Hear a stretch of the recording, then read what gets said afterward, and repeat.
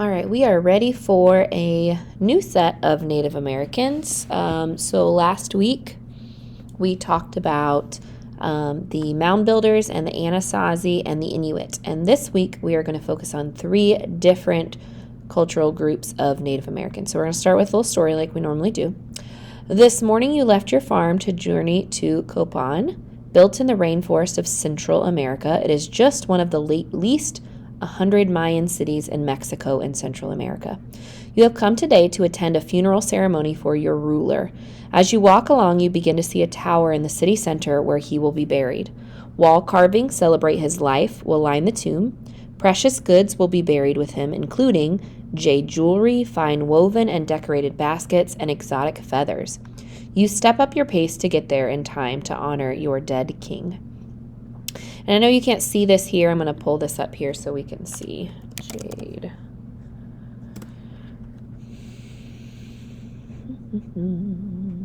Okay.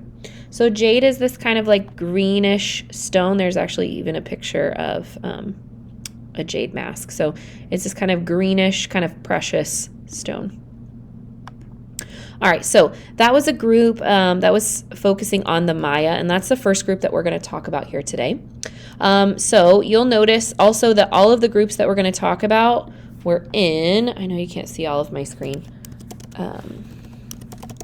Central and South America. So most of the groups are in Central and South America. So if we look at our picture, okay, Central and South are like Mexico. Here's more of Central America, so a lot of these countries through here.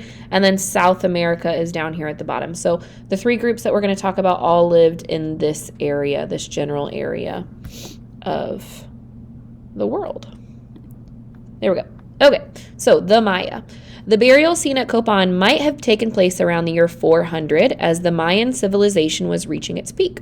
A civilization is a culture with organized systems of government, religion, and learning. So this is one of the things that changes for this group over the last group, is they really became a civilization, which means they had a government. They normally had religious beliefs that were shared by everyone. There was learning involved, so maybe not the school that we think of today, but they did try to teach the younger generations as much as they could. So the Maya settled in present-day Mexico about 3,000 years ago. They were farmers who cut down the thick forest to create open fields where they grew corn and other crops. We talked about this before. When farming came about, it was a huge deal for Native Americans, right? They didn't have to move around. Remember the fancy word we talked about was agriculture. So the Mayas really, really were successful farmers, which means they had it down. They knew what they were doing, so much so that they began to grow a surplus.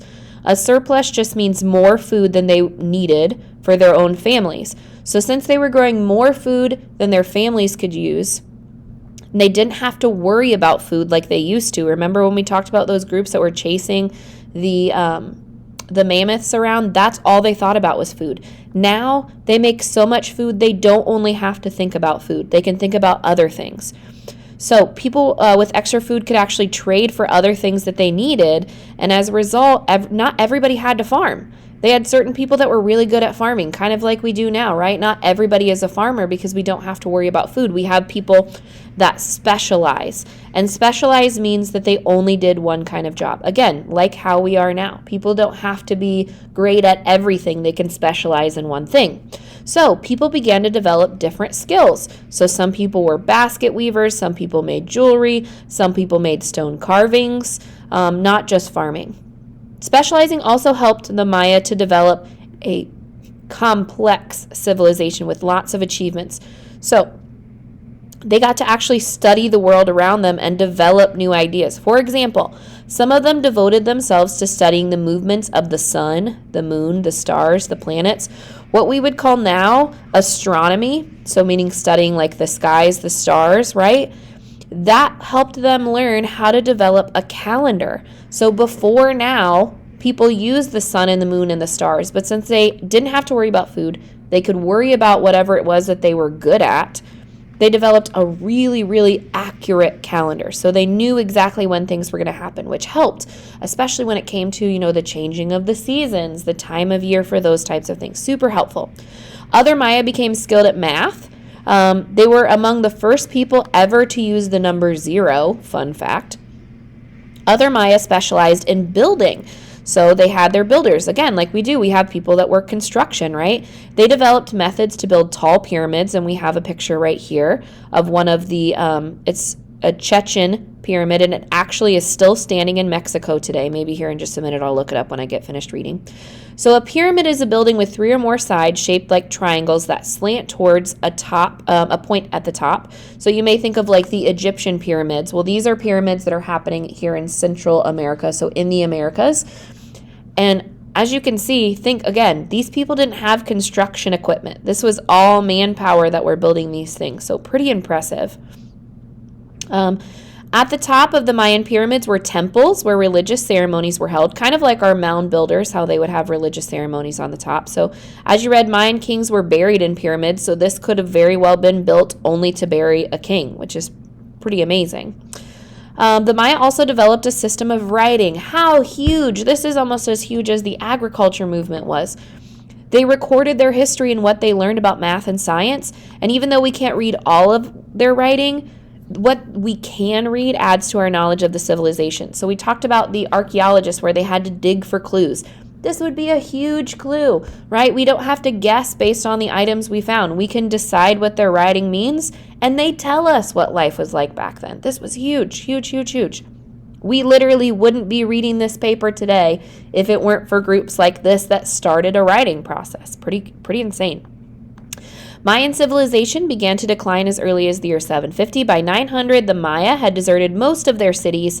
Eventually, the forests grew back, completely covering them over. Today, however, descendants of the Maya continue to live in Mexico and Central America.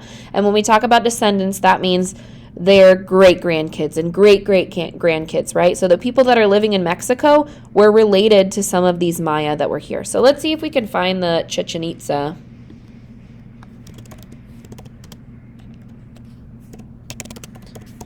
Chichen Itza pyramid.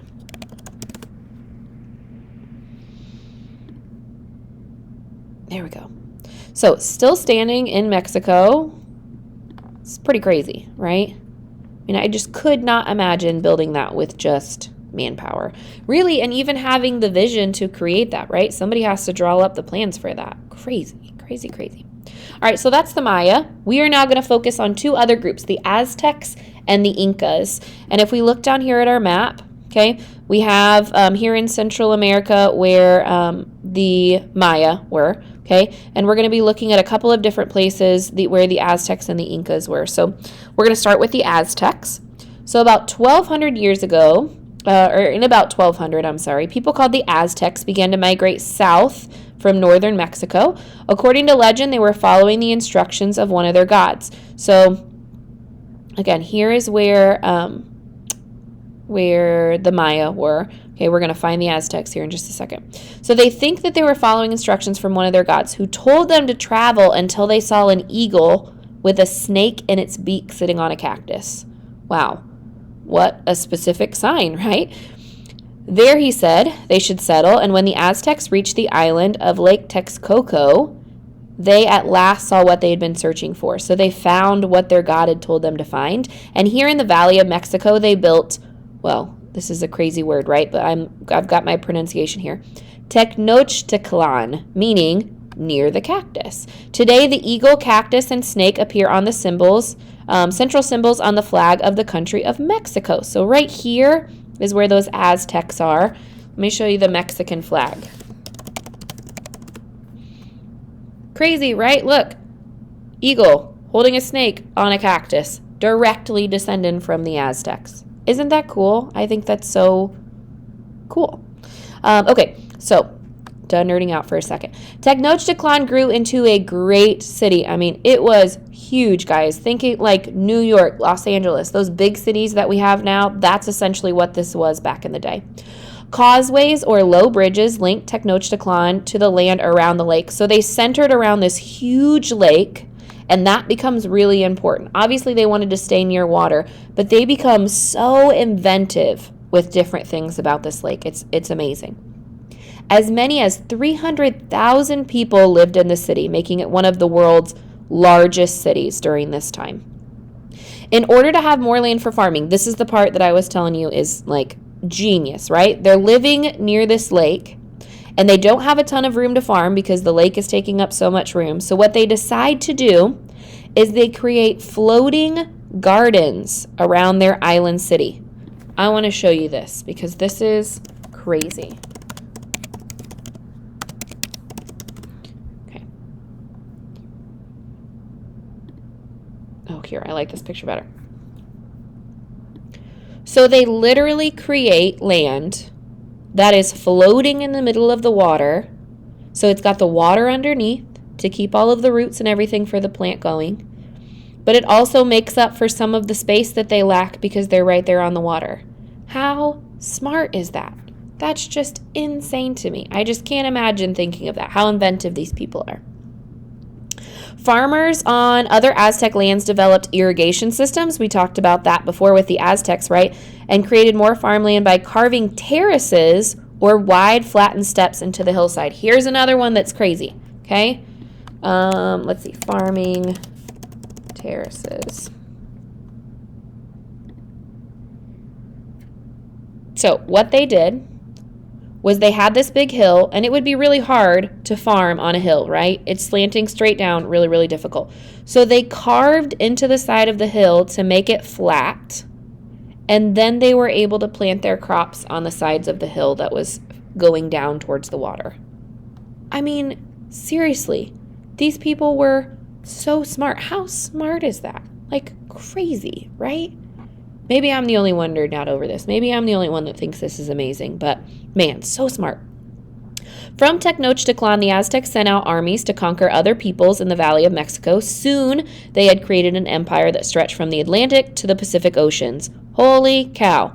Atlantic Ocean over here, Pacific Ocean over here. That means the entire length of this land was their empire, what they ruled. Crazy. Crazy, crazy, crazy. And an empire is just a group of lands and people ruled by one leader. So, for example, the United States, all ruled and, created by our people, right? One leader. So we have the president of the United States, right? So that would be kind of like an empire. It's a little bit different than it was back then, okay? But it's just one big group. The Aztecs forced the peoples they conquered to pay them tribute. So tribute is a payment demanded by rulers of the people that they rule. So this is the not so nice part of this, okay? We said the word conquer, right? When we talk about conquering, that means they went, they found a town, and they said, hey, by the way, we own you now. We own this town, and you have to pay us tribute, which means you have to make some kind of payment, whether it's food, whether it's money, whether it's supplies. So each year, people in the Aztec Empire had to send gold, silver, and precious stones, as well as food, clothing, and weapons as a tribute. So although they were very smart, not the nicest group of people, right? Definitely pretty stern, brave, confident people. This is where it gets even worse, unfortunately.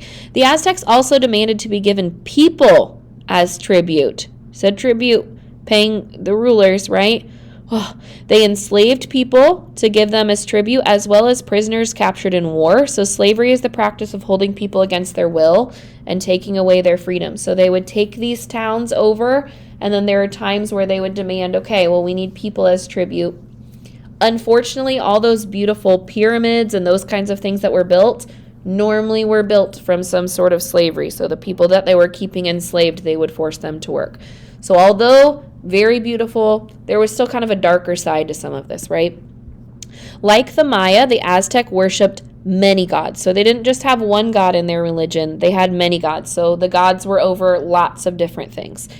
Chief among them was, I never say this right, so I always call him Chief H. In the so many years that I've been teaching this, never figured out how to say his name, okay? And that chief was the god of war for the Aztecs. The Aztecs believed that they had to worship this chief by offering him human blood. I'm going to let that sink in for just a minute. That's pretty insane, right? Pretty extreme practices. We already said these people may not have been, they're smart, but maybe not the nicest people. I'm definitely believing that now, right? Slaves and prisoners were sacrificed to the gods. To sacrifice is to kill a person or an animal for a religious purpose. Okay, let's be honest. That's just pretty yucky, right? I don't want to end on that kind, so we're going to keep going. At the same time as the Aztecs ruled central Mexico, the Inca Empire rose in South America. So we've got the Aztecs here, we've got the Maya here, and all the way down here we have another group called the Inca. Okay, and the Inca starts here at the same time. The Incan Empire rose in South America. Like the Aztecs, the Inca created their empire through conquest, which means they were also conquerors too. So the Aztec and the Inca both were conquerors, which means they sent people out and they took over towns and cities and different places and added them to their own empire. The Inca built thousands of miles of roads to link all parts of the empire to their capital at Cusco in present-day Peru. So you can see that on the map here. So since they were going out and taking over all these small towns, they built roads to connect them. Again, how smart. Instead of walking, through the jungles and the forests, they carved things out so they had a path for people to connect them back to the main city. Government messengers could travel to the empire's far corners at a rate of 140 miles a day. That was probably the fastest communication system anywhere in the world at that time, which is pretty crazy to think. 140 miles in a day. That's on foot. So that's pretty quick. Okay, so we have went over this. You're ready to head on to the next page to check out the triple Venn diagram that we're going to do today. Don't let it scare you. I promise it's not as scary as what you think.